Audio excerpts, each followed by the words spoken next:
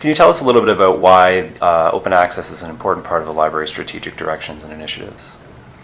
Well, academic libraries have been at the forefront of the open access movement from the beginning.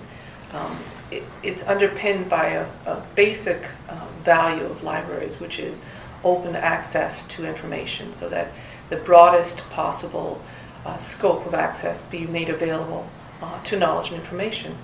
Open access is in keeping with that. So for our purposes here at Leddy Library, I mean, our profession as a library has been transformed by technology. It's changed the way that we do things. Our principles have remained the same, but the way in which we fulfill and support our values of open sharing of information have changed. It would be impossible to consider it not impacting the publishing world as well. So our strategy at the University of Windsor, the Leddy Library, has been to build an infrastructure that would support the adoption of open access principles for our researchers, so that they can make their research output more widely available, that they can disseminate and be discovered within their disciplines and outside of their disciplines, and therefore build on the knowledge and the expertise in their field and allow others to build on their research output. It's all in keeping with the notion of sharing information so that we can grow in our knowledge and in the advancement of science, really. Mm-hmm.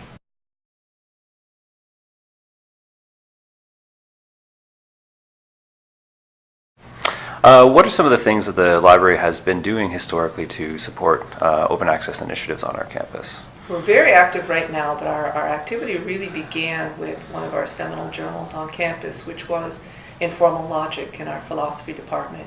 It was co-founded by two prominent researchers and professors, Tony Blair and Ralph Johnson. And it was established, I think, in 1978 as a print journal, which really sort of started the whole discussion and research around this growing discipline of informal logic. It gained prominence over the years, but remained relatively small. And it was funny, I was just remembering being approached by Tony Blair probably a dozen years ago, recognizing that online distribution was an option that he wanted to pursue. But the infrastructure was not in place at the time. With the development of the Public Knowledge Project software, open journal systems, the opportunity presented itself in around 2006, 2007. So that's when we began. And what we did with Informal Logic was we scanned all the back issues from 1978 up to the current time. We established a current distribution system using the online journal systems from PKP. And Informal Logic started out with sort of a hybrid model. So they still had their print and they had the online. So they kind of eased in. But by 2008, they were fully open access. They moved then in a 2-year time period from a closed access, subscription-based print journal with a subscription base of about 250, mostly institutions, libraries, into a fully open access, no subscription journal, online journal, and to date, I think they have over, I made a note of it, over 1,350 registered users.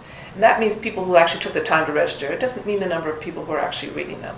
I mean, that number would just soar beyond that. So the potential for exposure and dissemination of information is obvious with the new technology. And in the same way that libraries have adopted the use of new technologies to advance their practices, principles, and purposes, so should publishing as well. I mean, not utilizing the new technologies to advance communication and scholarly output doesn't make any sense. But beyond even sort of shifting a traditional scholarly communication system to an online venue, we also have to look at new ways of communication that adopt different modes of communication as opposed to the closed scholarly communication system that we're most familiar with. So the Leddy has been part of that for almost a dozen years now, or almost 10 years, a decade.